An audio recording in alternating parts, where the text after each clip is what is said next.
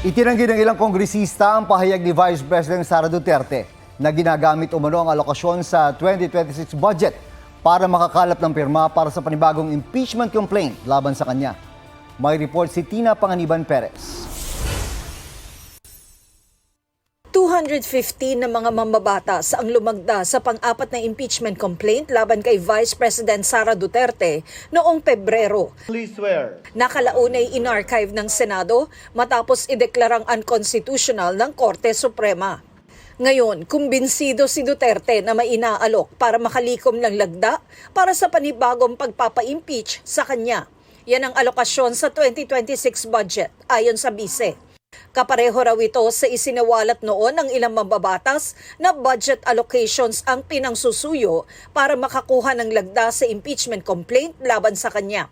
Sabi ng bise, inuulit na naman ang taktikang yan bago maipasa ang 2026 budget.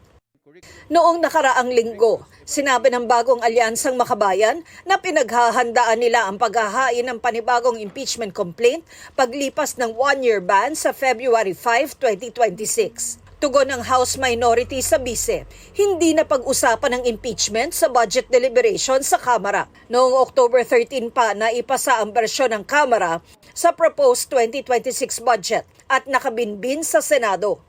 So I don't think it's fair for her to tie up yung issue ng impeachment, possible filing of new impeachment complaint against her sa budget process kasi tapos na nga yung budget process sa House.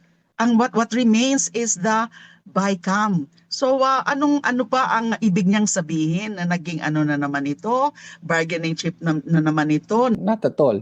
No, hindi ever napag-usapan yun during the budget process. Tiniyak din nilang di palusot ang bise sa mga alegasyon laban sa kanya. Sabi naman ng bise, handa siyang sagutin ang anumang alegasyon laban sa kanya. Pero hindi raw siya mananahimik habang ginagamit niya ang impeachment process sa tinawag niyang budget-driven racket.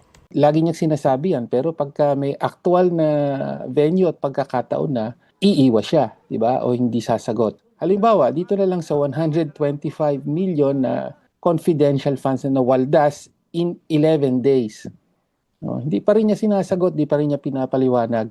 Tina Panganiban Perez, nagbabalita para sa GMA Integrated News.